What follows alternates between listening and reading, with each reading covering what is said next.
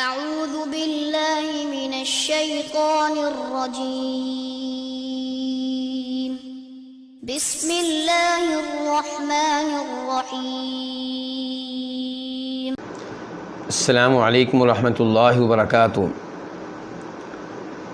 ان الحمد للہ نحمده ونستعینه ونستغفره ونعوذ باللہ من شرور انفسنا ومن سیئات اعمالنا من يهده الله فلا مضل له ومن يضلل فلا هادي له واشهد ان لا اله الا الله وحده لا شريك له واشهد ان محمدا عبده ورسوله يا ايها الذين امنوا اتقوا الله حق تقاته ولا تموتن الا وانتم مسلمون يا ايها الناس اتقوا ربكم الذي خلقكم من نفس واحده وخلق منها زوجها وبث منهما رجالا كثيرا ونساء واتقوا الله الذي تساءلون به والأرحام إن الله كان عليكم رقيبا يا أيها الذين آمنوا اتقوا الله وقولوا قولا سديدا يصلح لكم أعمالكم ويغفر لكم ذنوبكم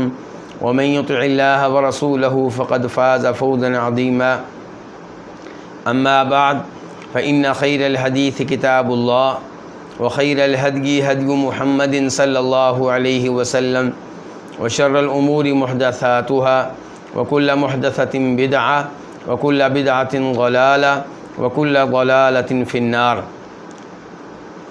شرح السنہ امام بربہاری رحمہ اللہ کی عظیم الشان تالیف اور اس کا مسئلہ نمبر 97 اس کا ابتدائی حصہ ہم پڑھ چکے ہیں۔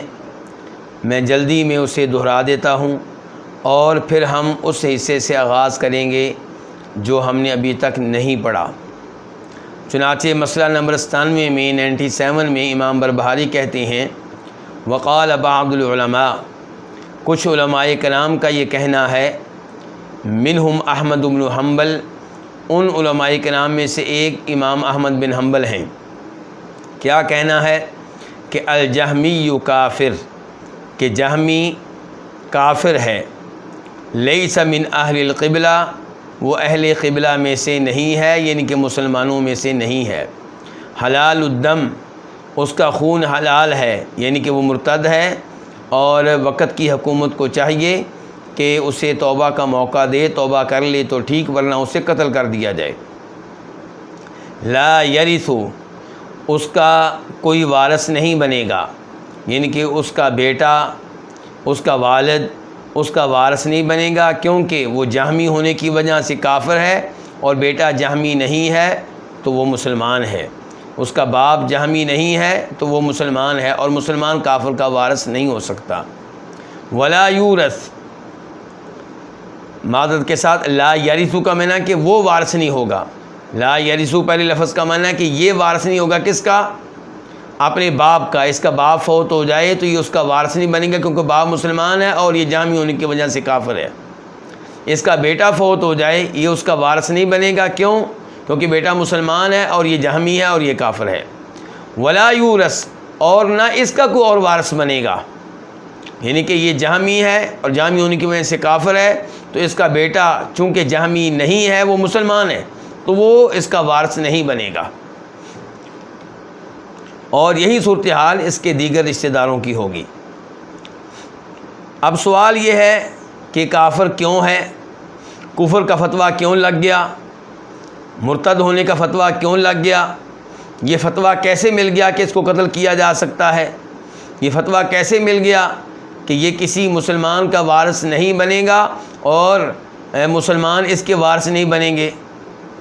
تو اس کے لیے تقریباً 16 کے قریب اسباب ذکر کیے ہیں امام بربہاری نے، یعنی کہ کفر کا فتویٰ کیوں لگا ہے، اس کے تقریباً 16 اسباب ذکر کیے ہیں، یا آپ کہہ سکتے ہیں 16 اصول ان کے ذکر کیے ہیں جن کی وجہ سے ان پہ کفر کا فتویٰ لگتا ہے۔ نمبر 1، لأنه قال لا جمعة ولا جماعة ولا عیدین ولا صدقہ، کیونکہ جہمی کا یہ کہنا ہے، جہمی یہ کہتا ہے کہ نہ کوئی نماز جمعہ ہے اور نہ کوئی جماعت کے ساتھ نماز پڑھنا ہے اور نہ ہی کوئی عید کی نماز ہے اور نہ ہی زکوٰۃ واجب ہے۔ اور یہ عقائد کیوں اپنائے ہیں یہ پہلے ذکر کر چکا ہوں۔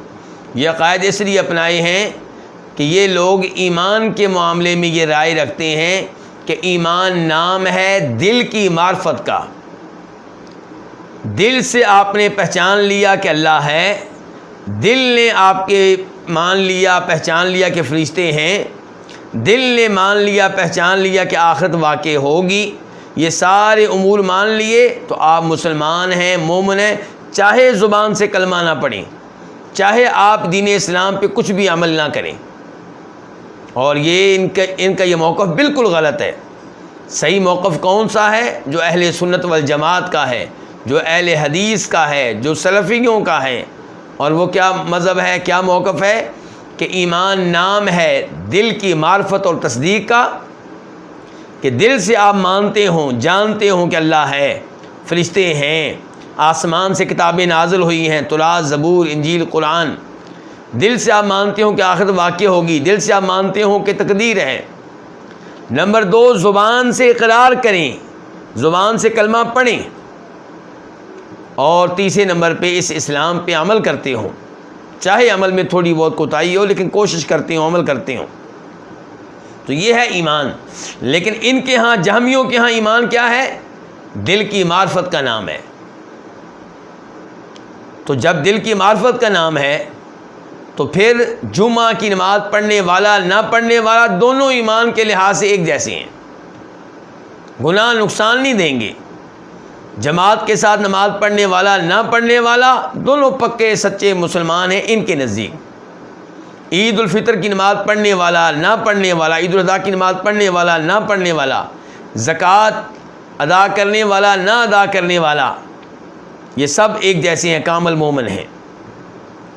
اور جو انکار کرے پھر نماز جمعہ کے وجوب کا، جو انکار کر دے نماز عید کا، جو انکار کر دے نماز عید الاضحیٰ کا، جو انکار کر دے زکوٰۃ کے واجب ہونے کا، تو ظاہر ہے کہ اسے مسلمان کہنا پھر ممکن نہیں ہے۔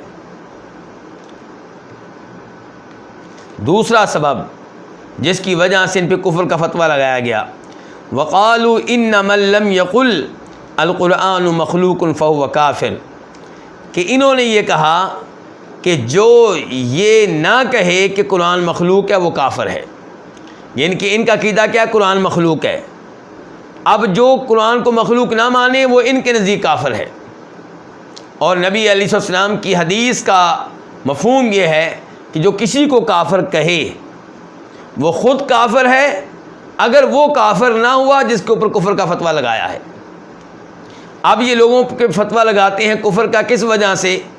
کہ لوگ کہتے ہیں کہ قرآن مخلوق نہیں بلکہ اللہ کی صفت ہے، اللہ کا کلام ہے، اور یہ بات بالکل صحیح ہے۔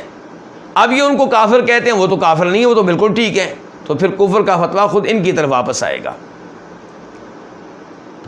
تیسرا سبب جس کی وجہ سے کفر کا فتویٰ لگا، وَاسْتَحَلُّوا السَّيْفَ عَلَىٰ أُمَّةِ محمد صلی اللہ علیہ وسلم، انہوں نے امت محمد صلی اللہ علیہ وسلم پہ تلوار چلانے کو حلال جانا، درست جانا۔ مثال کے طور پہ جنہوں نے ان کے عقائد نہیں اپنائے، انہوں نے ان کے قتل کو درست جانا، جبکہ نبی علیہ السلام نے کہا تھا کہ مسلمان کو قتل کرنا جائز نہیں ہے۔ نمبر 4، وہ سبب جس کی وجہ سے ان پہ کفر کا فتویٰ لگا، وَخَالَفُوا مَنْ كَانَ قَبْلَهُمْ، انہوں نے مخالفت کی ان کی جو ان سے پہلے تھے، یعنی کہ سلف صالحین، صحابہ کرام، تابعین، تبع تابعین، جن کو نبی علیہ السلام نے کہا تھا کہ بہترین لوگ میرے زمانے کے ہیں، یعنی کہ صحابہ کرام، پھر وہ لوگ جو ان کے بعد آئیں گے ان کے تابعین، پھر وہ لوگ جو ان کے بعد آئیں گے ان کے تبع تابعین، انہوں نے ان کی مخالفت کی۔ اب جو صحابہ، تابعین، تبع تابعین تینوں کی مخالفت کرے وہ پھر اس کا مطلب یہ کہ درست دین کے اوپر نہیں ہے۔ نمبر 5، وہ سبب جس کی وجہ سے ان پہ کفر کا فتویٰ لگا، وَامْتَحَنُوا النَّاسَ بِشَيْءٍ لَمْ يَتَكَلَّمْ فِيهِ رسول اللہ صلی اللہ علیہ وسلم ولا أحد من اصحابہ، انہوں نے لوگوں کو آزمائش میں ڈالا، امتحان میں ڈالا ایک ایسی چیز کے ساتھ جس میں نہ اللہ کے رسول نے کلام کیا اور نہ آپ کے صحابہ کرام میں سے کسی ایک نے کلام کیا۔ مثال کے طور پہ خلق قرآن، یہ کہ جن جن علماء نے قرآن کریم کو مخلوق نہیں مانا ان کو ان کے ذریعے سزائیں دی گئیں، جیلوں میں ڈالا گیا، قتل کیا گیا، کوڑے مارے گئے، اور ان میں سے ایک کون ہے؟ امام احمد بن حنبل۔ تو انہیں لوگوں کو آزمائش میں ڈالا، فتنے میں ڈالا، ایک ایسے مسئلے میں جس کے بارے میں نہ اللہ کے رسول نے کلام کیا صلی اللہ علیہ وسلم، نہ صحابہ کرام میں سے کسی ایک نے۔ کیا اللہ کے رسول نے کبھی قرآن کو مخلوق قرار دیا تھا؟ بالکل بھی نہیں۔ اور انہوں نے اس کو اتنا بڑا، اس گمراہی کو اتنا بڑا مسئلہ بنایا کہ اس کی وجہ سے لوگوں کو جیلوں میں ڈالا اور انہیں قتل کروایا۔ اس کے بعد ہمارا آج کا سبق اب شروع ہوتا ہے، آج کا درس۔ اور یہ آج کا درس جو ہے یہ کیا بنے گا؟ یہ سبب نمبر 6 جس کی وجہ سے جہمیوں پہ علماء کرام نے کفر کا فتویٰ لگایا۔ وَأَرَادُوا تَعْطِيلَ الْمَسَاجِدِ وَالْجَوَامِعِ، کہ انہوں نے مساجد اور جوامع کو اجاڑنا چاہا، معطل کرنا چاہا، بے آباد کرنا چاہا۔ مسلمان کون ہوتا ہے؟ جو اللہ کے گھروں کو آباد کرے۔ انما یعمر مساجد اللہ من آمن باللہ والیوم الآخر وقام الصلاۃ وآت الزکاۃ ولم یخش الا اللہ فعسى اولئک ان یکونوا من المہتدین۔ سورہ توبہ ہے کہ اللہ کی مسجدوں کو آباد وہ کرتے ہیں جو اللہ پہ ایمان لاتے ہیں، آخرت پہ ایمان لاتے ہیں، جو نماز قائم کرنے والے ہوتے ہیں، جو زکوٰۃ ادا کرنے والے ہوتے ہیں، جو ایک اللہ سے ڈرنے والے ہوتے ہیں۔ اور فرمایا یہی ہدایت یافتہ ہیں۔ انہوں نے اللہ کے گھروں کو اجاڑنا چاہا۔ کیسے؟ جب انہوں نے مان لیا کہ ایمان نام ہے کس چیز کا؟ ایمان نام ہے کس کا؟ دل کی معرفت کا۔ اب جو دل میں پہچان لے کہ دین اسلام سچا ہے وہ کیا ہو گیا؟ ان کے نزدیک مسلمان۔ تو ان کے مطابق تو اگرچہ منہ سے نہیں کہتے لیکن نتیجہ یہی نکلتا ہے ان کے موقف کا۔ ان کے موقف کے نتیجہ یہ نکلا کہ فرعون مسلمان ہے، جو کہتا تھا میں تمہارا رب ہوں، وہ ان کے مطابق کیا ہوا؟ مسلمان، مومن۔ کیسے؟ اللہ تعالیٰ فرماتے ہیں قرآن حکیم میں سورہ بنی اسرائیل میں، شاید آیت کا نمبر میں نے نوٹ کیا ہو، جی ہاں، یعنی آیت کا نمبر میں نوٹ نہیں کر سکا، کہ لقد علمت ما انزل هؤلاء الا رب السماوات والارض بصائر۔ سورہ بنی اسرائیل کا آخری صفحہ ہوگا۔ موسیٰ علیہ السلام کہہ رہے ہیں فرعون کو مخاطب کر کے کہ میرے اوپر اللہ نے 9 نشانیاں اتاری، 9 معجزات دیے جو میری صداقت کے لیے، میرے سچے ہونے کی دلیل کے طور پہ کافی ہیں۔ جو ان 9 معجزات پہ غور کرے گا اس نتیجے پہ پہنچے گا کہ میں اللہ کا سچا نبی اور رسول ہوں۔ اور تو ان کا انکار کر رہا ہے، تو ان کا مذاق اڑا رہا ہے۔ فرمایا لقد علمت، تجھے یہ بات معلوم ہے۔ موسیٰ علیہ السلام فرعون سے کیا کہہ رہے ہیں؟ تجھے یہ بات معلوم ہے کہ ما انزل هؤلاء، کہ یہ معجزات نہیں اتارے، یہ نشانیاں نہیں اتاری، الا رب السماوات والارض، مگر اس ذات نے جو آسمانوں کا بھی رب ہے، جو تمام زمینوں کا بھی رب ہے۔ موسیٰ علیہ السلام کہہ رہے ہیں فرعون سے کہ تو جانتا ہے کہ نشانیاں اتارنے والا وہ ہے جو آسمان و زمین کا۔ اس کا مطلب ہے کہ فرعون کو بھی معرفت تھی، وہ بھی جانتا تھا کہ اصل کائنات کا نظام چلانے والا کون ہے؟ اللہ تعالیٰ۔ یہ معجزات اتارنے والا کون ہے؟ اللہ تعالیٰ۔ آسمانوں کا رب کون ہے؟ اللہ تعالیٰ۔ زمین کا رب کون ہے؟ اللہ تعالیٰ۔ تو پھر ان کے لحاظ سے تو فرعون بھی کیا ہوا؟ مسلمان ہوا، مومن ہوا۔ تو کہنے کا مطلب یہ ہے کہ ان کے نزدیک سب لوگ کیا ہوئے جو دین اسلام کو سچا اپنے دل میں جانتے اور مانتے ہیں، اللہ کے وجود پہ ایمان رکھتے ہیں، اللہ کو معبود مانتے ہیں، اللہ کو رب مانتے ہیں، فرشتوں کو مانتے ہیں دل میں، چاہے زبان سے نہ مانیں، وہ ان کے نزدیک کیا ہوئے؟ مومن۔ تو یہ سارے اہل ایمان کیا ہو گئے؟ کامل ایمان والے۔ گناہ ان کو نقصان نہیں دیتے، نافرمانی ان کو نقصان نہیں دیتی۔ تو ان کے موقف کا نتیجہ یہ نکلا کہ مسجد میں جا کے نماز پڑھنے والا نہ پڑھنے والا برابر ہے، جمعہ کی نماز پڑھنے والا نہ پڑھنے والا کیا ہے؟ برابر ہے۔ تو لوگوں کو کیا ترغیب ملی کہ مسجد میں جائیں یا نہ جائیں؟ ترغیب یہ ملی کہ کوئی ضرورت نہیں ہے، آپ کامل مومن ہیں، گھر میں بیٹھے ہی مومن ہیں آپ۔ تو یہ عقیدہ اختیار کر کے انہوں نے مسجدوں کو اور جوامع کو اجاڑنا چاہا۔ جوامع کیا چیز ہوتی ہے جی؟ جوامع جمع ہے جامع کی۔ جامع اس مسجد کو کہتے ہیں جس میں نماز جمعہ بھی ادا کی جاتی ہو، اور مسجد ہر مسجد کو کہتے ہیں چاہے اس میں جمعہ ہوتا ہو یا نہ ہوتا ہو۔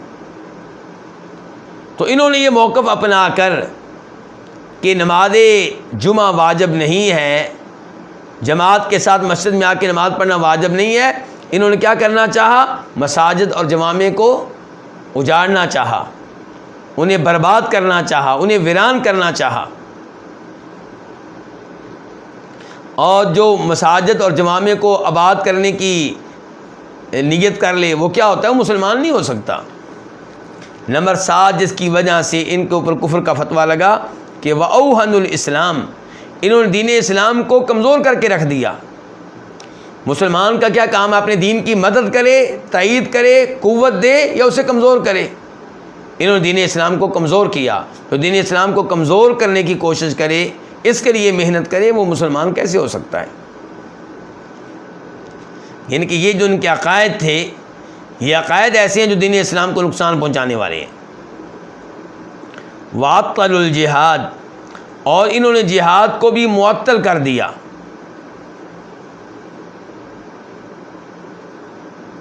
وہ کیسے جی؟ کہ جب ان کے نزدیک فرعون جیسے لوگ بھی کیا ہوئے؟ مسلمان، تو پھر اہل مکہ جو تھے وہ بھی رب کو مانتے تھے، اور وہ بھی دلوں میں ان میں سے اکثر جانتے تھے کہ اللہ کے رسول سچے ہیں، جھوٹ نہیں بول رہے۔ قرآن کو بھی دل میں اللہ کا سچا کلام مانتے تھے، پھر کیا ہوئے؟ وہ بھی مسلمان ہوئے۔ تو جب یہ مسلمان ہوئے تو پھر ان سے جہاد کیوں کیا جائے؟ ان سے لڑائی کیوں لڑی جائے؟ تو ان کے موقف کا نتیجہ یہ نکلا کہ جہاد بھی ختم۔ وَعَطَّلُوا الْجِهَادَ، انہوں نے جہاد کو معطل کر دیا۔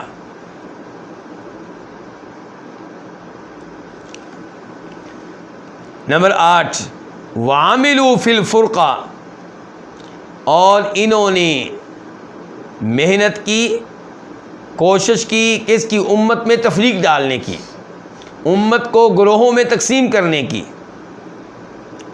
جب انہوں نے یہ عقائد اپنا لیے، اب ظاہر ہے سارے مسلمان ہی غلط عقائد نہیں اپنائیں گے، تو مسلمان تقسیم ہوں گے نا، کئی گروہوں میں بٹ جائیں گے۔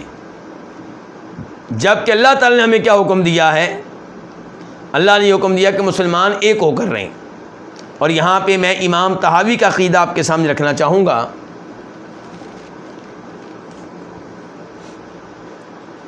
یہ میرے پاس ہے شرح عقیدہ طحاویہ، کئی دفعہ گزارش کر چکا ہوں کہ امام طحاوی بہت بڑے امام گزرے ہیں، اور انہوں نے یہ عقیدہ لکھا، اور ایک اور امام نے بعد میں آ کے اس کی شرح اور وضاحت بھی لکھی۔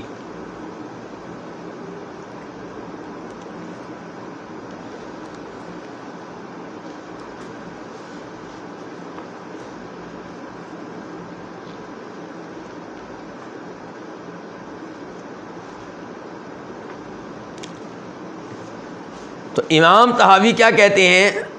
اہل سنت کا عقیدہ بیان کرتے ہوئے، اہل حدیث کا عقیدہ بیان کرتے ہوئے کہ وَنَرَى الْجَمَاعَةَ حَقًّا وَصَوَابًا وَالْفُرْقَةَ زَيْغًا وَعَذَابًا، کہ ہم یہ عقیدہ رکھتے ہیں کہ مسلمانوں کا ایک ہو کر رہنا، متحد ہو کر رہنا، مسلمان حکمران کے ساتھ جڑ کر رہنا، یہ حق ہے، یہ درست ہے، اور امت میں تفریق کرنا، امت کو تقسیم کرنا، یہ کیا ہے؟ یہ انحراف ہے، یہ ٹیڑھے راستے پہ چلنا ہے، اور یہ عذاب ہے۔ اس سے پتہ چلا کہ امت میں جو اختلاف ہے یہ رحمت نہیں ہے۔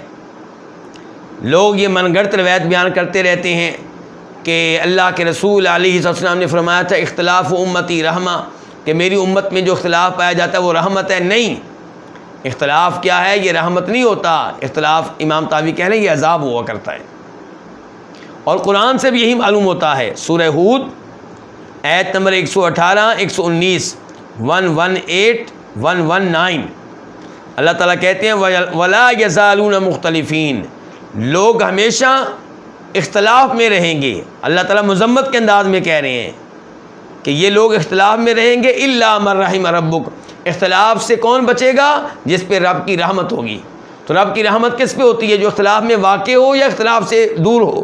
جو اختلاف سے دور ہو اس کے اوپر رب کی رحمت ہوتی ہے۔ اور اللہ تعالیٰ فرماتے ہیں سورہ آل عمران میں آیت نمبر 103 میں 103 وَاعْتَصِمُوا بِحَبْلِ اللَّهِ جَمِيعًا وَلَا تَفَرَّقُوا، کہ اللہ کی رسی کو مضبوطی سے تھام لو اور تقسیم ہونے سے بچو۔ یہ آیات جو میں پڑھ رہا ہوں یہ امام طحاوی نے نہیں لکھی، یہ جس امام نے امام طحاوی والے عقیدے کی شرح لکھی ہے، وضاحت لکھی ہے، یہ ان کی طرف سے ہیں۔ اور وہ کون ہے؟ امام ابن ابی العز الحنفی۔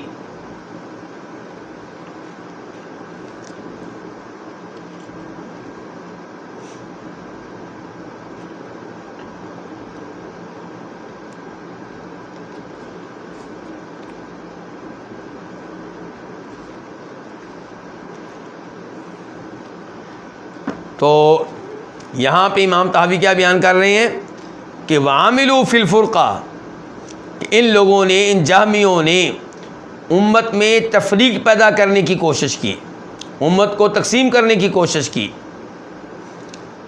تو یہ 8واں سبب ہے جس کی وجہ سے ان پہ کفر کے فتوے لگے۔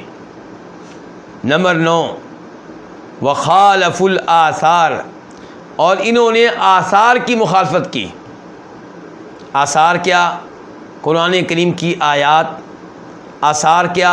نبی علیہ السلام کی احادیث۔ آثار کیا؟ صحابہ کرام کے اقوال۔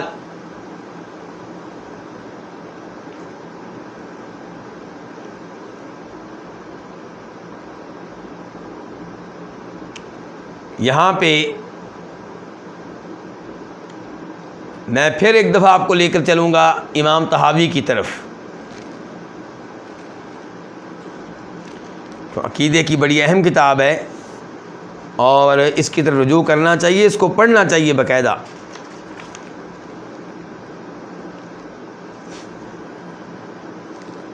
یہاں پہ کیا کہا ہے امام بربہاری نے کہ جہمی جو ہیں ان کے کفر کے اسباب میں سے ایک سبب کیا ہے کہ انہوں نے آثار کی مخالفت کی، احادیث کی مخالفت کی۔ اور اہل سنت کا عقیدہ کیا ہے وہ بیان کرتے ہیں کون؟ امام ابن ابی العز الحنفی۔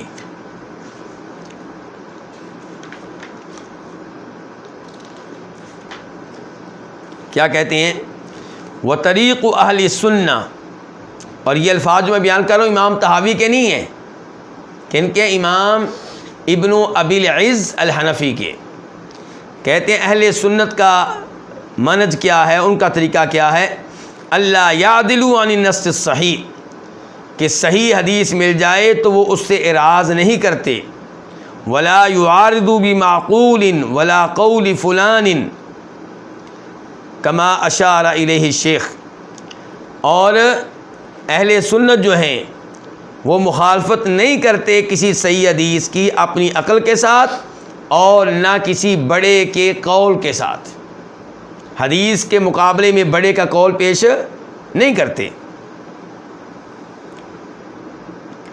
پھر کہتے ہیں جیسا کہ امام بخاری بیان کرتے ہیں کہ میں نے اپنے استاد امام حمیدی سے سنا، وہ کہتے ہیں کہ ہم امام شافعی رحمہ اللہ کے پاس تھے، ان کے پاس ایک آدمی آیا اور اس نے ان سے کوئی مسئلہ پوچھا، تو امام شافعی نے کہا کہ قضا فیہا رسول اللہ صلی اللہ علیہ وسلم قضا وقضا، اس مسئلے میں نبی علیہ الصلوۃ والسلام کا فیصلہ یہ ہے، جو تم مسئلہ دریافت کر رہے ہو اس کا جواب اللہ کے رسول کی احادیث سے یوں ملتا ہے۔ تو اس آدمی نے کہا امام شافعی سے ما تقول انت، آپ کا کیا موقف ہے؟ امام شافعی نے کیا جواب دیا تھا حدیث سے، وہ کیا کہہ رہے آگے سے امام شافعی سے، آپ کا کیا موقف ہے؟ فقالت، امام شافعی نے کہا سبحان اللہ ترانی فی کنیسہ، مجھے تمہارے اوپر تعجب ہے، کیا تم مجھے چرچ میں دیکھ رہے ہو؟ میں کوئی عیسائی ہوں کہ مجھ سے کہہ رہے ہو حدیث کے بعد بھی کہ تمہارا موقف کیا ہوگا؟ ان کے ظاہر ہے میرا وہی موقف ہوگا جو حدیث میں آ گیا، میں کوئی عیسائی تھوڑا ہوں کہ حدیث کچھ اور کہہ رہی ہوگی میں کچھ اور کہوں گا۔ پھر کہا ترانی فی بیعۃ، کیا مجھے یہودیوں کی عبادت خانے میں دیکھ رہے ہو؟ کیا میں کوئی یہودی ہوں؟ پھر کہا اقول لک قضا رسول اللہ صلی اللہ علیہ وسلم وانت تقول ما تقول انت، میں کہہ رہا ہوں کہ نبی علیہ السلام نے یوں کہا اور تو آگے سے کہہ رہا ہے کہ آپ کا کیا موقف ہے؟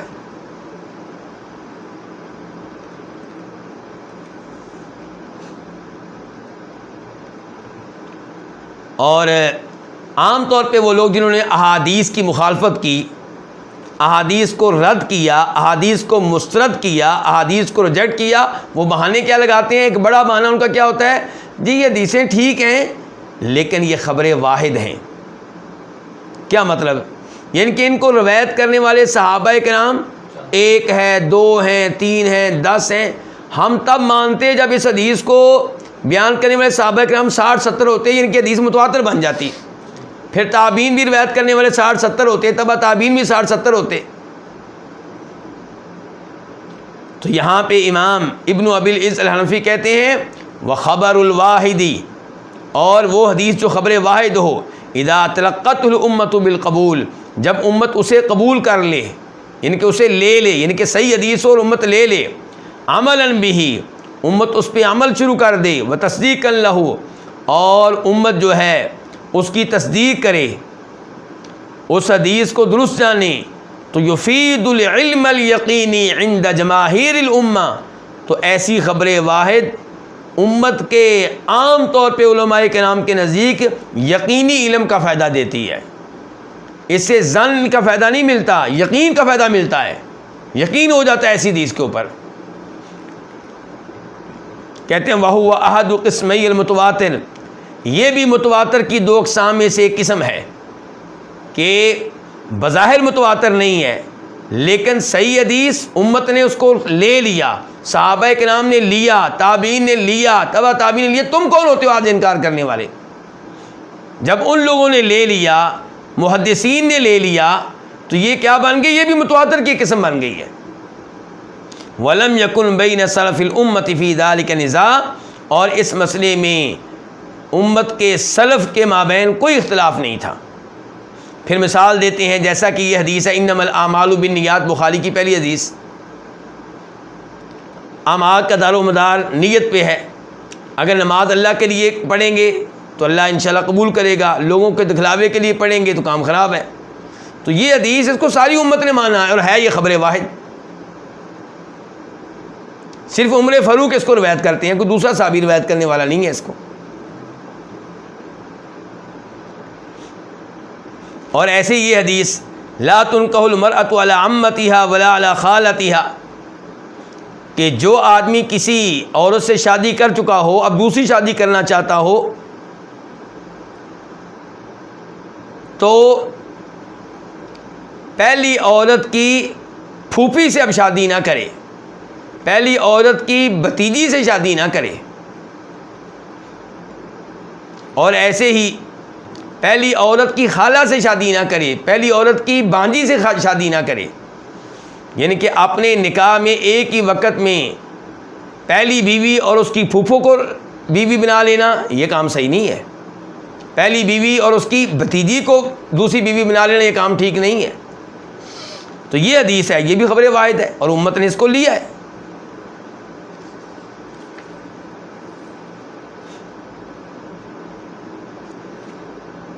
آگے چل کے امام ابن ابی العز الحنفی کہتے ہیں کہ نبی علیہ الصلوۃ والسلام اپنے نمائندوں کو بھیجتے ایک ایک کر کے، اور ان کے ساتھ لیٹر بھی بھیجتے، اور لیٹر جانے والا ایک ہی ہوتا، تو کبھی آگے سے کسی نے نہیں کہا کہ ہم اس کو قبول نہیں کرتے کیونکہ یہ خبر واحد ہے۔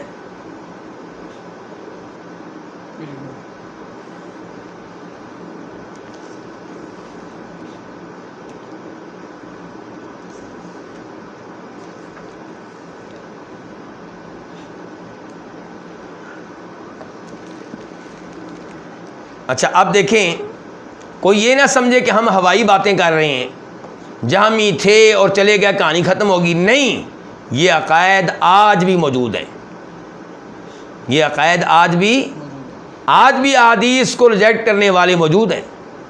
مثال کے طور پہ وہ حدیث جس میں آتا ہے کہ شادی شدہ آدمی، یعنی کہ جس کی زندگی میں ایک دفعہ شادی ہوئی، اب اس کی بیوی موجود ہے یا فوت ہو چکی ہے یا طلاق ہو چکی ہے یا جو بھی صورتحال ہے، جس کی ایک دفعہ شادی ہوئی، اب اگر وہ بدکاری کرے گا تو اس کو کیا کرنا ہے؟ سنسار کرنا ہے، پتھر مار مار کے ختم کر دینا ہے، اس کو عربی میں کہتے ہیں رجم کرنا۔ اس حدیث کو نہیں مانتے کون؟ جاوید احمد غامدی۔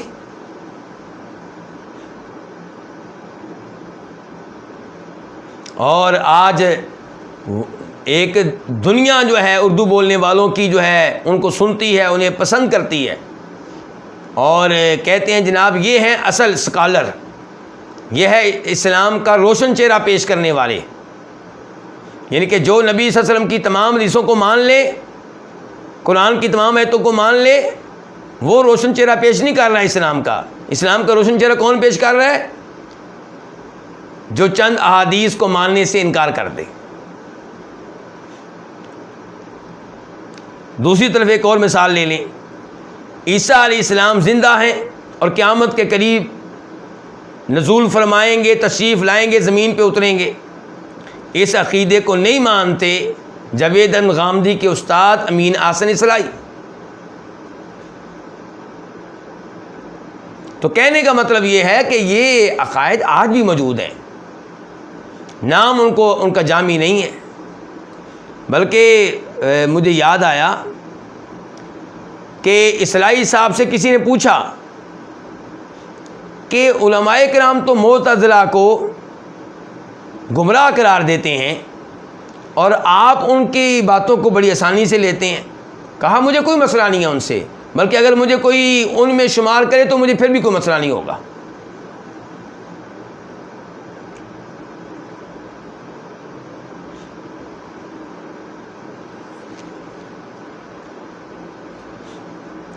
اس کے بعد 10واں سبب جس کی وجہ سے جہمیوں کو پہ کفر کا فتویٰ لگا کہ وَتَكَلَّمُوا بِالْمَنسُوخِ، انہوں نے کلام کیا منسوخ کے ساتھ،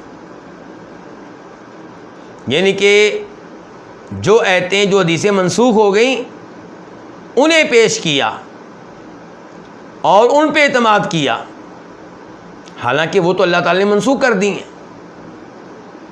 تو یہ بھی گمراہی ہے، یہ بھی کفر ہے کہ اللہ تعالیٰ کہ یہ منسوخ ہے، یہ کہیں نہیں جی منسوخ نہیں ہے، محکم ہے، قابل عمل ہے۔ وَاحْتَجُّوا بِالْمُتَشَابِهِ، اور انہوں نے متشابہ کو حجت بنایا، دلیل بنایا۔ یہ متشابہ کیا چیز ہوتی ہے؟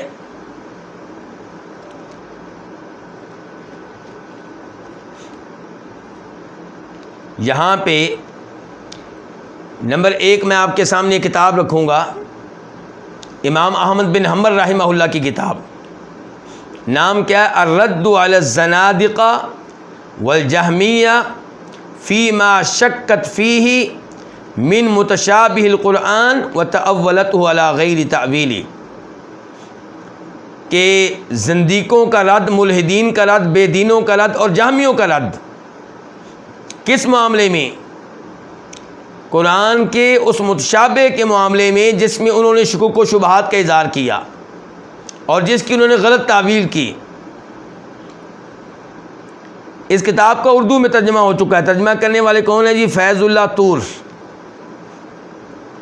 اور نظر ثانی کرنے والے بھی 2 عظیم استاد اور شیخ ہیں۔ یہ آپ کے سامنے پیش کر رہا ہوں، یہ دیکھیے گا، یہ صحیح تصویر جا رہی ہوگی جی جی، یہاں تو صحیح آ رہی ہے جی۔ تو یہ کتاب جو ہے، یہ موضوع کیا ہے؟ قرآن کریم کی وہ آیات جو متشابہ ہیں۔ متشابہ کہتے کس کو ہیں؟ پہلے تو آپ کو معلوم ہوگا کہ اس بارے میں قرآن کریم نے کچھ اشارے دیے ہیں۔ یہ میرے پاس فی الحال وہ کتاب ہے جس کا تذکرہ پہلے کئی دفعہ کر چکا ہوں، القواعد التفسیریہ عند الامام القیم الجوزیہ، یعنی کہ میرا اپنا ماسٹر کا تھیسس جو یعنی کہ جس کو اسلامک یونیورسٹی مدینہ منورہ نے بعد میں نشر بھی کیا، خود انہوں نے اس کو چھاپا۔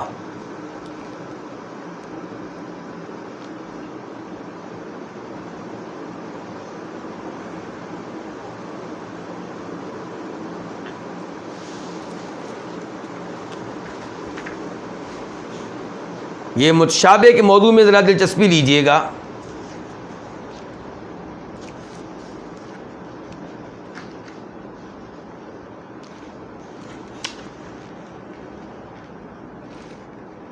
یہ امام ایوب سختیانی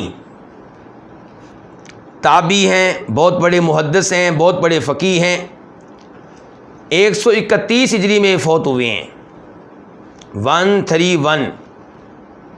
یہ کہتے ہیں لا تلقى احدا من اہل البدع الا وهو يجادلك بالمتشابه من القرآن۔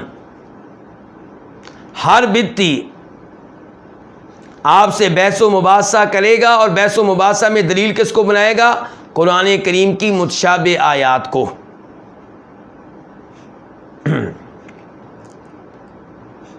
اور اللہ تعالیٰ فرماتے ہیں سورہ آل عمران آیت نمبر 7 میں 7 میں هو الذی انزل علیک الکتاب منہ آیات محکمات ہن ام الکتاب اخر متشابہات۔ اللہ نے آپ پہ قرآن نازل کیا ہے، اس میں کئی آیتیں محکم ہیں اور کچھ آیتیں متشابہ ہیں۔ وہ لوگ جن کے دلوں میں بیماری ہے، انحراف ہے، فیتبعون ما تشابہ منہ، وہ قرآن کریم کی متشابہ آیتوں کے پیچھے لگتے ہیں، انہیں دلیل بناتے ہیں اور ان کے اوپر چلنا چاہتے ہیں، ابتغاء الفتنہ، فتنہ تلاش کرنے کے لیے۔ تو کیا پتہ چلا کہ متشابہ کے پیچھے چلنا یہ کوئی اچھی بات نہیں ہے۔ اب آپ پریشان ہو جائیں گے کہ قرآن کریم میں متشابہ آیات پھر ہیں کیوں؟ قرآن کریم تو ہدایت کے لیے نازل ہوا تھا۔ اللہ تعالیٰ کہتے ہیں ھذا بیان للناس، یہ کتاب واضح ہے تمام لوگوں کے لیے۔ قرآن تو کتاب ہدایت ہے، اس میں پھر متشابہ کیوں ہیں؟ تو دھیان سے میری بات یاد رکھیے گا میرے بھائیوں، میرے دوستو، کہ امام ابن تیمیہ اور ابن القیم اور بہت سے ائمہ کرام نے یہ موقف پیش کیا ہے جس کو کئی لوگ نہیں جانتے، کہ حقیقت میں کوئی بھی آیت متشابہ نہیں ہے، قرآن سارے کا سارا واضح ہے۔ یہ جو کہا گیا قرآن میں کچھ آیتیں محکم ہیں کچھ متشابہ ہیں، اس سے مراد ہے کہ کچھ آیتیں متشابہ بن جاتی ہیں، کئی لوگوں کے لیے حقیقت میں متشابہ نہیں ہوتی۔ وہ کسی آیت میں مجھے شبہ لگ گیا، کسی میں آپ کو لگ گیا، کسی میں اس فرقے کو لگ گیا، کسی میں اس فرقے کو لگ گیا، حقیقت میں قرآن میں کوئی متشابہ نہیں ہے۔ بلکہ اس موضوع کو سمجھنے کے لیے آپ حدیث کا سہارا بھی لے سکتے ہیں، اور وہ حدیث آپ نے سنی ہوگی۔ فرماتے ہیں نبی علیہ السلام ان الحلال بین وان الحرام بین وبینہما امور مشتبہات لا یعلمہن کثیر من الناس، کہ قرآن کے دین میں جو چیزیں حلال ہیں بالکل واضح ہیں، کوئی اشکال نہیں ہے، ان میں کوئی شبہ نہیں ہے، اور جو چیزیں حرام ہیں وہ بھی واضح ہیں، ان میں بھی کوئی شک و شبہ نہیں ہے۔ ان کے بیچ میں کچھ امور متشابہ ہیں۔ کچھ امور کیا ہیں؟ آگے کیا فرماتے ہیں نبی صلی اللہ علیہ وسلم؟ لا یعلمہن کثیر من الناس، یہ جو متشابہ امور ہیں ان کو بہت سارے لوگ نہیں جانتے۔ اس کا مطلب ہے کچھ لوگ جانتے ہیں۔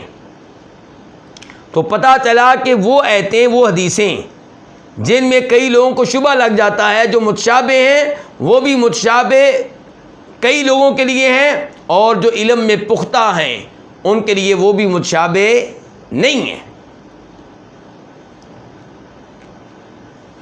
تو مجھے امید ہے ایک تو یہ چیز آپ کے لیے واضح ہو چکی ہوگی۔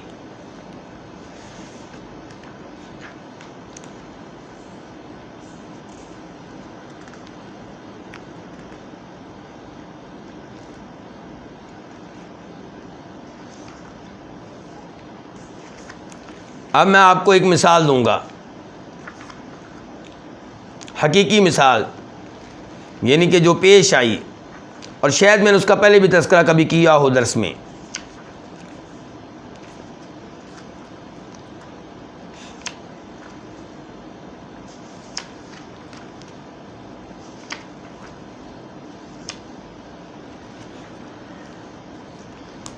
جی یہ دیکھیں،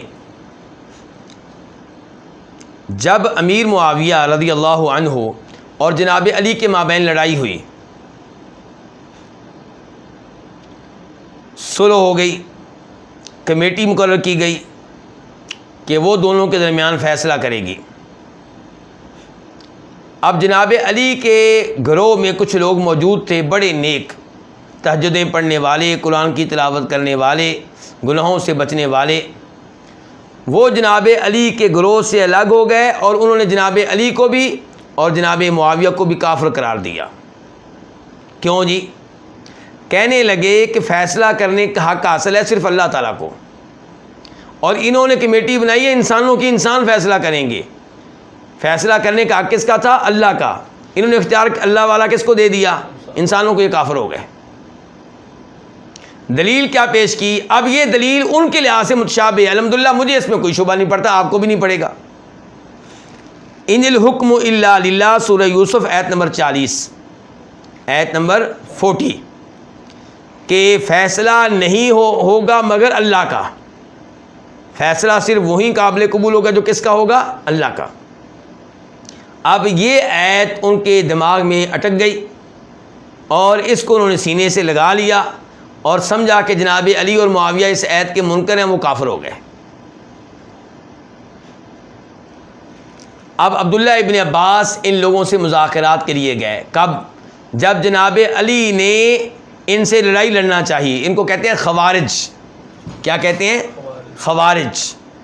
تو جناب علی ان سے اب جہاد کرنا چاہ رہے تھے۔ عبداللہ ابن عباس نے کہا کہ آپ کچھ دیر ٹھہر جائیں، مجھے مہلت دیں، میں ان سے گفتگو کرتا ہوں، شاید ہدایت ان کو مل جائے۔ عبداللہ ابن عباس گئے اور کہا بھی بتاؤ بھی تمہیں کیا اعتراض ہے علی رضی اللہ عنہ پہ؟ کہنے لگے ہمارا پہلا اعتراض یہ ہے کہ اللہ نے کہا تھا ان الحکم الا للہ، فیصلہ کس کا چلے گا؟ اللہ کا، اور جناب علی نے انسانوں کو فیصلہ کرنے والا مان لیا ہے۔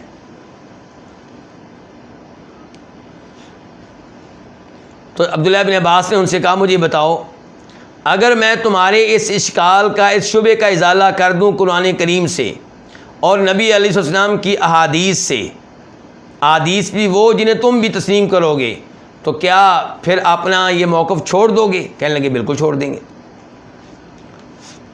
عبداللہ ابن عباس نے کہا قرآن کریم کی ایک اور آیت پڑھو۔ اب پہلی آیت جو انہوں نے پڑھی تھی یہ خوارج کے لحاظ سے متشابہ ہے، عبداللہ ابن عباس کے لحاظ سے متشابہ نہیں ہے، کیونکہ عبداللہ ابن عباس اس کا صحیح مفہوم جانتے ہیں۔ اب جو عبداللہ ابن عباس آیت پڑھیں گے یہ خوارج کے لحاظ سے کیا ہوئی؟ محکم، یعنی کہ جس میں کوئی شبہ نہیں ہے۔ وہ کیا کہا؟ پڑھو اللہ تعالیٰ کا یہ فرمان، سورہ مائدہ آیت نمبر 95 اللہ تعالیٰ اس میں کہتے ہیں کہ جب آپ لوگ حالت احرام میں ہوں، عمرے کا احرام باندھا ہو یا حج کا، تو اس حالت میں آپ لوگوں کو شکار کرنے کی اجازت نہیں ہے، جنگلی شکار کرنے کی اجازت نہیں ہے، اور جو جان بوجھ کے جنگلی شکار کرے گا اس کے اوپر کیا جرمانہ ڈالنا ہے یہ فیصلہ کریں گے یحکم بہ ذوی عدل منکم، تم میں سے 2 عادل نیک سمجھدار آدمی یہ فیصلہ کریں گے۔ تو قرآن کیا کہہ رہا ہے؟ فیصلہ کون کریں گے؟ آدمی، انسان کریں گے۔ تو فیصلہ اللہ کا چلتا ہے، لیکن وہ فیصلہ کرنا کس نے ہے؟ کسی انسان نے کرنا ہے۔ یہ ایک آیت ہوگی۔ دوسری آیت سورہ نساء آیت نمبر 35 وَإِنْ خِفْتُمْ شِقَاقَ بَيْنِهِمَا فَابْعَثُوا حَكَمًا مِّنْ أَهْلِهِ وَحَكَمًا مِّنْ أَهْلِهَا۔ اللہ تعالیٰ کہتے ہیں کہ اگر میاں بیوی میں اختلافات پیدا ہو جائیں تو کیا کیا جائے؟ ایک آدمی بیوی کے خاندان سے مقرر کیا جائے فیصلے کے لیے، اور ایک آدمی خامند کے خاندان سے، وہ دونوں بیٹھیں اور وہ ان کے معاملات کا جائزہ لیں اور فیصلہ سنا دیں۔ تو فیصلہ کون کریں گے؟ انسان۔ یہ بھی آیت قرآن میں ہی ہے. تو اب خوارج کے لحاظ سے پہلی آیت کیا ہوئی؟ متشابہ. اور یہ دو آیتیں ان کے لحاظ سے کیا ہوئی؟ محکم. کیونکہ انہوں نے ان کو مان لیا. سب نے تو نہیں مانا لیکن بہت سارے لوگوں نے مان لیا. تو قرآن کریم کی وہ آیت بھی کیا تھی؟ محکم تھی. اس کا صحیح مفہوم یہی تھا کہ فیصلہ اللہ کا چلے گا لیکن کریں گے کون؟ انسان کریں گے. قرآن کریم کی آیتوں کے ذریعے جج کرے گا، احادیث کے ذریعے جج کرے گا، لیکن بس ان کو شبہ پڑ گیا تو وہ آیت ان کے لحاظ سے متشابہ ہوئی، عبداللہ ابن عباس کے لحاظ سے متشابہ نہیں ہے. تو اب یہ جو گمراہ لوگ ہوتے ہیں یہ اس قسم کی متشابہ آیتوں کو پکڑ کے بیٹھ جاتے ہیں اور قرآن کریم کی محکم آیتوں کی طرف رجوع نہیں کرتے اور یہاں سے یہ گمراہ ہوتے ہیں. آپ عیسائیوں کو دیکھ لیں، وہ آپ کو کہیں گے کہ قرآن کریم میں نہیں آیا کہ عیسیٰ علیہ السلام کیا ہیں؟ بغیر باپ کے پیدا ہوئے ہیں. تو بغیر باپ کے پیدا ہوئے ہیں اور اللہ کی روح سے پیدا ہوئے ہیں تو یہ کیا ہوئے؟ اللہ کا بیٹا ہوئے. اللہ کا بیٹا ہے تو معبود بھی ہوئے. اب یہ ان کا کیا ہے؟ یہ آیتیں ان کے لیے کیا بن گئی؟ متشابہ. جبکہ مسلمانوں کو اس میں کوئی شبہ پیدا نہیں ہوتا، مسلمانوں کو اس میں کوئی اشکال پیدا نہیں ہوتا. اب ہم ان کو محکم آیتیں دیں گے.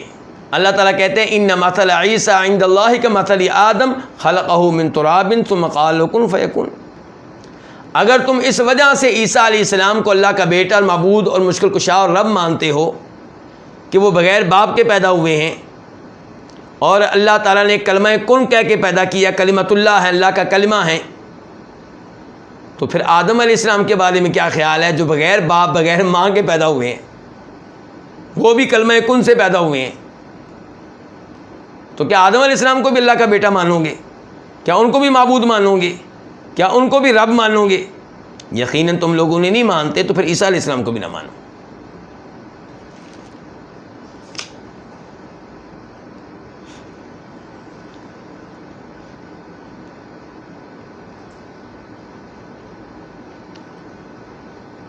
اور یہ امام ابن کثیر کو دیکھیے آپ ذرا، وہ اس آیت کی تفسیر کرتے ہوئے جس میں اللہ تعالیٰ نے کہا ہے سورہ آل عمران آیت نمبر 7 کہ قرآن کریم کی کچھ آیتیں محکم ہیں اور کچھ متشابہ ہیں، کہتے ہیں تفسیر کرتے ہوئے وَمِنْهُ آیَاتٌ أُخَرَ فِيهَا اشْتِبَاهٌ فِي الدَّلَالَةِ إِلَىٰ كَثِيرٍ مِّنَ النَّاسِ أَوْ بَعْضِهِمْ. کچھ آیتیں ایسی ہیں جن میں شبہ پڑ جاتا ہے بہت سے لوگوں کو یا چند لوگوں کو.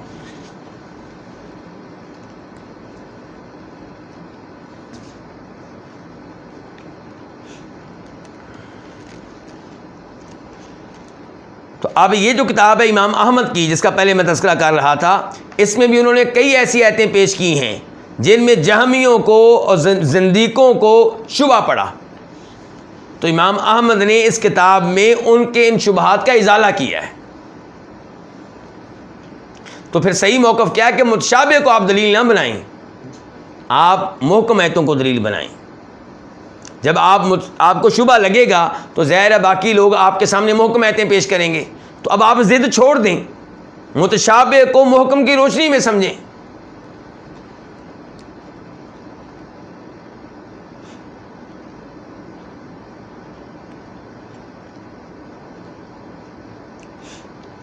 تو گفتگو جاری ہے امام بربہاری کی کہ اور وہ جہمیوں کا تعارف پیش کر رہے ہیں، ان کے جرائم پیش کر رہے ہیں کہ فشکک الناس فی آرائہم و ادیانہم. انہوں نے لوگوں کو شک میں ڈال دیا ان کے آراء اور خیالات کے بارے میں اور ان کے دین کے بارے میں. بالکل ایسے ہی کیا ان لوگوں نے، اور آگے اس کی مثالیں بھی آئیں گی. صحابہ کرام، تابعین، تبع تابعین بڑی آسانی سے پورے قرآن کو مانتے تھے، ایک ایک بات کو مانتے تھے. نبی علیہ السلام کی تمام صحیح حدیث کو مانتے تھے. یہ لوگ آئے، انہوں نے عقل سے کام لیا، فلسفے سے کام لیا، یونانیوں کی کتابیں عربی میں ترجمہ کی گئی انہیں پڑھا، تو وہاں سے انہوں نے لوگوں کو شکوک و شبہات میں ڈالنا شروع کر دیا. مثال کے طور پہ صحابہ کرام آسانی سے مانتے تھے اللہ تعالیٰ کے ہاتھ ہیں کیونکہ قرآن میں تذکرہ کئی دفعہ ہے. اب معاملہ جب ان تک پہنچا انہوں نے کہا اچھا اللہ کے بھی ہاتھ ہوئے، مخلوق کے بھی ہاتھ ہوئے، پھر اللہ تعالیٰ مخلوق کے متشابہ ہو گیا، اور یہ کیسے ہو سکتا ہے خالق مخلوق کے مشابہ ہو؟ اور جیسا کہ میں نے پہلے بھی کہا ہے، 2-3 سال پہلے کی بات ہے، کسی ٹی وی چینل پہ ایک عالم دین سلفی تھے اور سامنے جو تھا وہ صوفی تھا اور قبر پرست تھا۔ تذکرہ ہوا اللہ تعالیٰ کے عرش پہ مستوی ہونے کا، اللہ تعالیٰ کے عرش کے اوپر ہونے کا۔ اب یہ قرآن کریم کا عقیدہ ہے، صاف سا عقیدہ ہے، ستھرا سا عقیدہ ہے، کئی دفعہ تذکرہ آیا ہے عقیدے کا، قرآن میں آنکھیں بند کر کے مان لینا چاہیے۔ لیکن وہ کیا کہتا ہے، کیسے لوگوں کو ان کی شکوک و شبہات میں ڈالتے ہیں کہ یہ بتاؤ کہ اگر اللہ تعالیٰ عرش پہ مستوی ہے تو اللہ عرش سے بڑا ہے کہ چھوٹا؟ یعنی کہ اگر آپ کہیں گے اللہ تعالیٰ عرش سے چھوٹا ہے تو آپ کافر ہو گیا، اور عقیدہ بھی آپ کا کفر والا ہو گیا کہ اللہ کو آپ کہہ رہے ہیں چھوٹا ہے، نعوذ باللہ، اور عرش بڑا ہے۔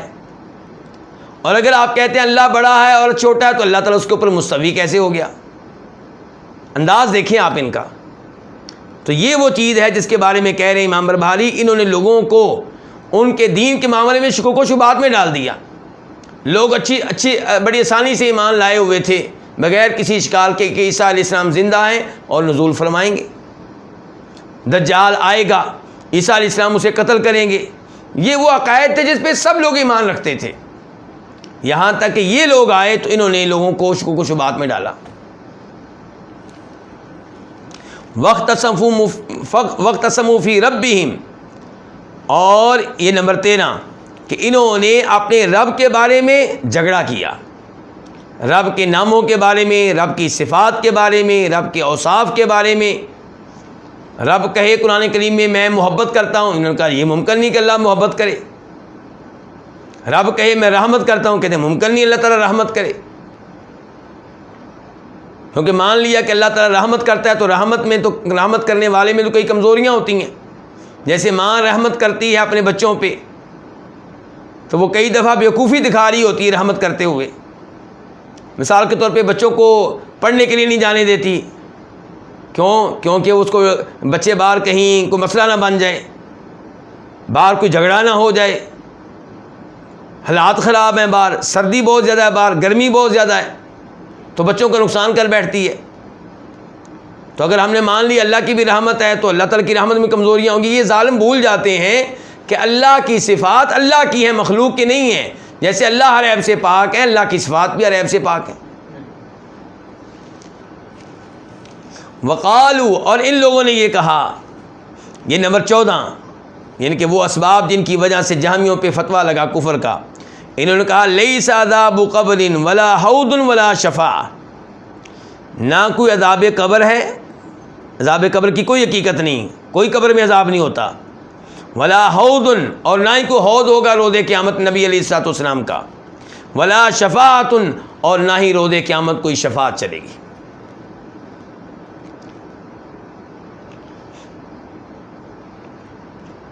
یہ عقائد کن کے ہیں؟ جہمیوں کے۔ جائزہ بعد میں لیتے ہیں کہ یہ عقائد کیسے غلط ہیں۔ ذرا میں موجودہ زمانے میں بتا دوں کہ یہ عقائد رکھنے والے لوگ موجود ہیں یا موجود نہیں ہیں۔ آئیے دیکھیے ذرا،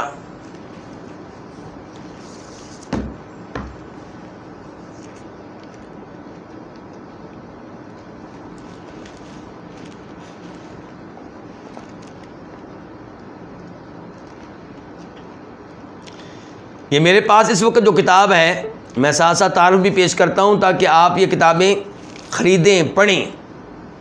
یہ کتاب ہے مولانا امین احسن اصلاحی اپنے حدیثی و تفسیری نظریات کی روشنی میں۔ اس کے رائٹر کون ہیں، مؤلف کون ہیں؟ حافظ صلاح الدین یوسف رحمہ اللہ۔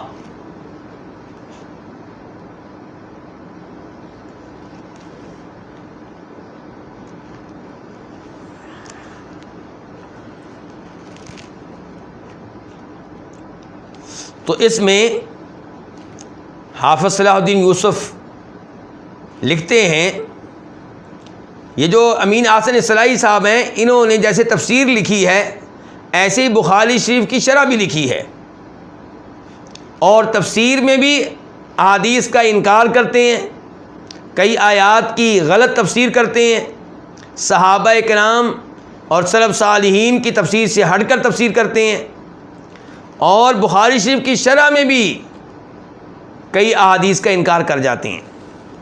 تو عذاب قبر کے یہ منکر ہیں، عذاب قبر کو نہیں مانتے.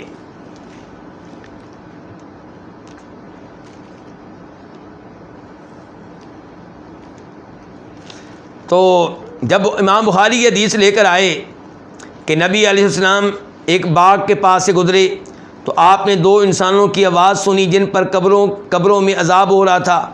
آپ نے کھجور کی شاخ منگوائی، اس کے 2 ٹکڑے کیے اور ہر قبر پہ ایک ٹکڑا رکھ دیا اور فرمایا شاید اس طریقے سے ان دونوں کے عذاب میں جب تک یہ ٹہنیاں خشک نہ ہوں تخفیف کر دی جائے. اب یہ بخاری شریف میں حدیث نمبر 216 ہے، 216. اصلاحی صاحب اب کیا کہتے ہیں دیکھیے، کہتے ہیں قبر کے عذاب میں تخفیف کے لیے قبر پر ہری شاخ گاڑنا کچھ ٹوٹکے کا طریقہ معلوم ہوتا ہے. یہ ہمارے حضور صلی اللہ علیہ وسلم کے طریقے کے خلاف ہے، یعنی کہ آپ ایسا نہیں کر سکتے. دیکھیں بیٹھے بٹھائے اپنی عقل سے ہی حدیث کو ریجیکٹ کر دیا، عذاب قبر کی اس حدیث کو ماننے سے انکار کر دیا. تو حافظ صلاح الدین یوسف رحمہ اللہ نے بڑی اچھی گفتگو کی ہے. انہوں نے کہا کہ ٹوٹکے کا لفظ آپ نے استعمال کیا ہے، برا لفظ. یہ ٹوٹکا نہیں ہے، یہ معجزہ ہے. یہ ٹوٹکا نہیں ہے، یہ کیا ہے؟ نبی علیہ الصلوۃ والسلام کا معجزہ ہے. اور حافظ صاحب یہاں پہ لکھتے ہیں کہ اصلاحی صاحب دیگر منکرین حدیث کی طرح عذاب قبر کو بھی نہیں مانتے. وہ کہتے ہیں کہ حساب و کتاب تو قیامت کے دن ہوگا، اس لیے اس سے پہلے ہی عذاب اللہ کے عدل و انصاف کے خلاف ہے. اس لیے عذاب قبر والی احادیث اصلاحی صاحب نہیں مانتے. تو یہ ہے جی ان کے دلائل.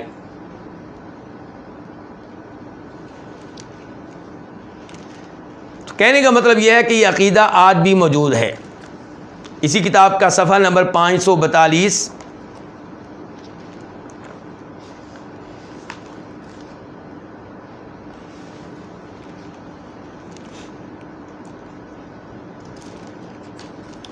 یہاں پہ بھی حافظ صاحب نے حافظ صلاح الدین یوسف صاحب نے اصلاحی صاحب کے وہ اقوال لکھے ہیں، ان کی وہ تحریریں نقل کی ہیں جن سے پتہ چلتا ہے کہ وہ عذاب قبر کے منکر تھے.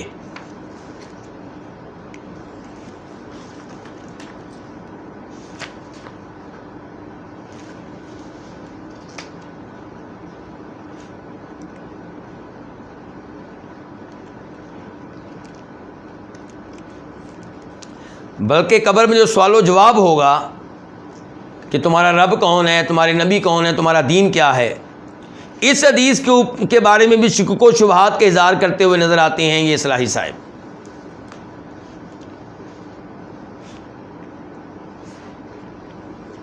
اچھا جی، یہ تو تھے اصلاحی صاحب.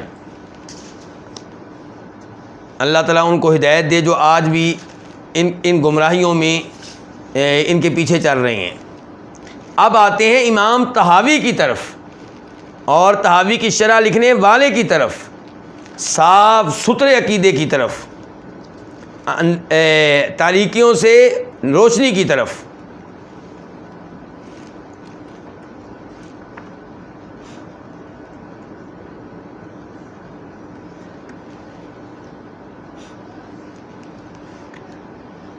ہمارے کئی لوگ اور بھی ہیں جن کے دل و دماغ میں یہ بات اٹک جاتی ہے جو بھی اصلاحی صاحب نے کہی ہے، کیا کہ بھی حساب کتاب تو ہونا ہے آخرت میں قیامت کے بعد، تو یہ قبر میں پھر سزا کیوں شروع ہو جاتی ہے، وہاں پہ نعمتیں کیوں ملتی ہیں؟ تو عقل میں یہ بات اٹک جاتی ہے، اس کو جگہ دیتے ہیں. یہ نہیں کہتے کہ اعوذ باللہ من الشیطان الرجیم پڑھ کے سمجھے کہ شیطان کا وسوسہ ہے، شیطان کا حملہ ہے، ہمارے ایمان کو کمزور کرنا چاہتا ہے، اسے جان چھڑائیں اور کہیں کہ میں ایمان لے آیا اس بات پہ جو قرآن نے بیان کر دی، حدیث نے بیان کر دی. عذاب قبر ہوتا ہے، یہ قرآن سے بھی ثابت ہے، حدیث سے بھی ثابت ہے، لیکن بیٹھ جائیں گے شبے کو لے کے اور اس کے اوپر ایمان لے آئیں گے، حالانکہ علماء کرام نے اس کا بھی ازالہ کیا ہے. مجھے بتائیں آپ، بچے جو ہیں اسکول میں امتحان ہوتا ہے اور پھر تقریب منعقد ہوتی ہے جس میں انعام وغیرہ ملنا ہوتا ہے، ایسے ہی ہے.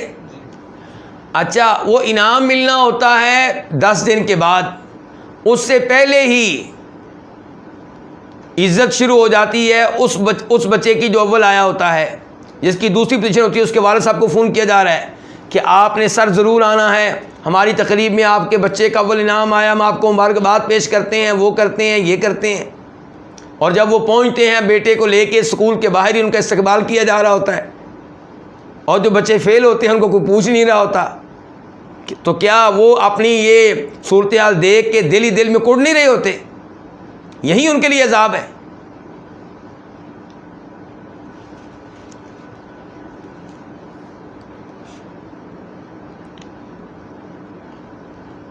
تو یہاں پہ امام طحاوی کہتے ہیں اہل سنت کا عقیدہ پیش کرتے ہوئے وَبِعَذَابِ الْقَبْرِ لِمَنْ كَانَ لَهُ أَهْلًا، کہ ہم عذاب قبر پہ ایمان لاتے ہیں کہ قبر میں عذاب ہوتا ہے اس کو جو اس عذاب کا حقدار ہو، جس کے جرائم ہوں. ہر ایک کو قبر میں عذاب نہیں ہوتا، لیکن جس نے جرائم کیے اس کو ہوتا ہے.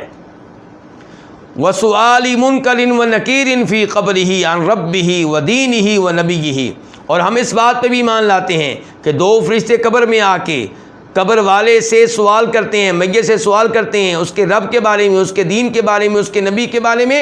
ہمارا عقیدہ علی ما جاءت بالاخبار عن رسول اللہ صلی اللہ علیہ وسلم وعن الصحابہ ان احادیث کے مطابق ہے جو نبی علیہ السلام سے آئی ہیں اور جو صحابہ کرام کے اقوال آئے ہیں کہ قبر میں عذاب ہوتا ہے، سوال و جواب ہوتے ہیں.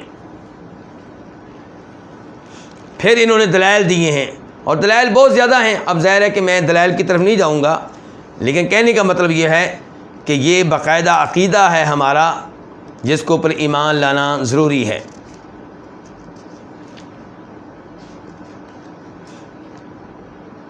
آخر میں بس اتنا بیان کر دوں کہ امام ابن ابی العز الحنفی کہتے ہیں کہ تم اس عقیدے کا انکار کر رہے ہو جو خبر واحد نہیں بلکہ متواتر حدیث سے ثابت ہے. تمہارا بہانہ یہ ہوتا ہے نا کہ جی ہم یہ عقیدہ نہیں لے سکتے کیونکہ یہ خبر واحد میں آیا ہے، تو یہ تو حدیث متواتر ہیں، کون سی قبر میں عذاب ہونے کی. کہتے ہیں وقد تواترت الاخبار عن رسول اللہ صلی اللہ علیہ وسلم فی ثبوت عذاب القبر ونعیمہ لمن کان لذلک اہلا. وہ احادیث جن سے پتہ چلتا ہے کہ قبر میں عذاب ملتا ہے یا اللہ تعالیٰ کی طرف سے نعمتیں ملتی ہیں، یہ احادیث متواتر ہیں اور قبر میں آ کے سوال و جواب ہوتے ہیں. یہ ان امور میں جو حدیث آئی متواتر ہیں. فیجب اعتقاد ثبوت ذالک، واجب ہے کہ آپ یہ عقیدہ رکھیں کہ قبر میں یا عذاب ہوتا ہے یا نعمتیں ملتی ہیں. والایمان بہ، اور اس پہ ایمان لے کر آئیں. ولا نتکلم فی کیفیتہ، البتہ اس کی کیفیت کے بارے میں ہم گفتگو نہیں کریں گے کیونکہ کیفیت کا ہمیں نہیں پتہ. نعمتیں کیسے کیا جو تفصیلات آئی ہیں وہ تو ہم ذکر کریں گے، اس سے زیادہ گہرائی میں ہم نہیں جائیں گے. اذ لیس للعقل وقوف علی کیفیتہ، کیونکہ عقل قبر میں ہونے والے عذاب اور قبر میں ملنے والی نعمتوں کا ادراک نہیں کر سکتی، عقل ہماری ناقص ہے. لکونہ لا عہد لہ بہ فی ہذہ الدار، کیونکہ ہم وہاں پہ پہنچے ہی نہیں تو ہماری عقل کیسے ان چیزوں کا ادراک کر سکتی ہے.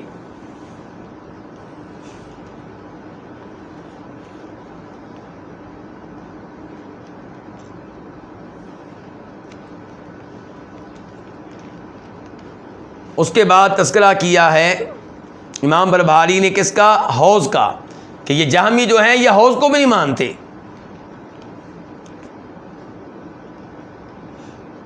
تو حوض کے بارے میں آ جائیں. امام طحاوی حوض کے بارے میں کیا کہتے ہیں، کیا عقیدہ بیان کرتے ہیں.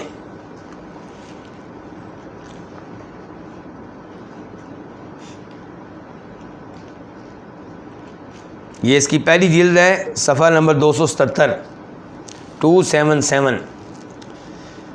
کہتے ہیں امام طحاوی والحوض الذي اکرمہ اللہ تعالی بہ غیاثا لامتہ حق، کہ وہ حوض جس کے ساتھ اللہ تعالیٰ نے نبی علیہ الصلوۃ والسلام کو عزت بخشی ہے اور اس میں آپ کی امت کی پیاس بجھے گی، آپ کی امت کی مدد ہوگی، تو یہ حوض کیا ہے؟ حق ہے، برحق ہے، ہم اس پہ ایمان لاتے ہیں، یہ حقیقت ہے.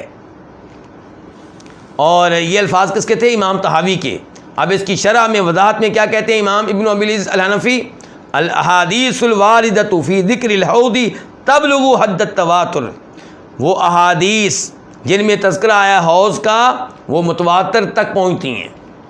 رواہا من الصحابۃ بضع و ثلاثون صحابیا، ان احادیث کو روایت کرنے والے صحابہ کرام 33 سے زیادہ ہیں، 33 سے زیادہ ہیں۔ وَلَقَدِ اسْتَقْصَىٰ طُرُقَهَا شیخنا شیخ عماد الدین ابن کثیر تغمدہ اللہ برحمتہ فی آخر تاریخہ الکبیر المسمى بالبدایۃ والنہایہ۔ بڑے اہم الفاظ ہیں امام ابن ابی العز الحنفی کے، کہتے ہیں کہ حوض کے بارے میں آنے والی احادیث کی روایات کو جمع کیا ہے، ان کا احاطہ کیا ہے۔ کس نے؟ امام ابن کثیر نے، جو کہ ہمارے استاد ہیں، یعنی کہ امام ابن کثیر تفسیر والے۔ کہاں؟ تفسیر میں نہیں، ان اپنی ایک اور کتاب میں، تاریخ کی بڑی کتاب جس کا نام ہے البدایہ والنہایہ۔ اور پھر یہاں پہ وہ احادیث ذکر کی گئی ہیں جن میں حوض کا تذکرہ آیا ہے، اور یہ بھی بہت ساری احادیث ہیں۔ ان احادیث کا خلاصہ یہ ہے کہ بہت بڑا حوض ہوگا، جنت سے اس کا پانی آ رہا ہوگا، کوثر نہر سے آ رہا ہوگا، دودھ سے زیادہ سفید ہوگا، برف سے زیادہ ٹھنڈا ہوگا، شہد سے زیادہ میٹھا ہوگا، خوشبو کستوری سے زیادہ ہوگی، بہت بڑا حوض ہوگا، چوڑائی کے لحاظ سے بھی، لمبائی کے لحاظ سے بھی۔ برتن بھی جن سے پیا جائے گا بڑے شاندار ہوں گے۔ تو یہ ہے عقیدہ۔ اچھا، اب آ جائیں شفاعت کی طرف۔ پہلی بات یہ ہے کہ شفاعت کا انکار کرنے والے جیسے جہمی ہیں، معتزلی ہیں، خوارج ہیں، ایسے ہی اس عقیدے کا انکار کرنے والوں میں اصلاحی صاحب بھی ہیں موجودہ زمانے میں۔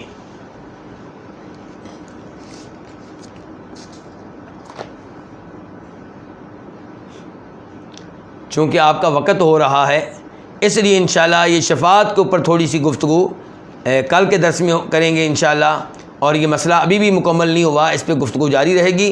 اللہ رب العزت ہمیں غلط عقائد سے محفوظ رکھے اور درست عقائد پہ قائم و دائم رکھے اور اسی پہ موت دے، اور اللہ تعالی ہمیں عذاب قبر، عذاب جہنم سے محفوظ رکھے، اور آپ کے حوض سے پانی پینے کی سعادت ہمارے نصیبوں میں کرے۔ وآخر دعوانا الحمدللہ رب العالمین۔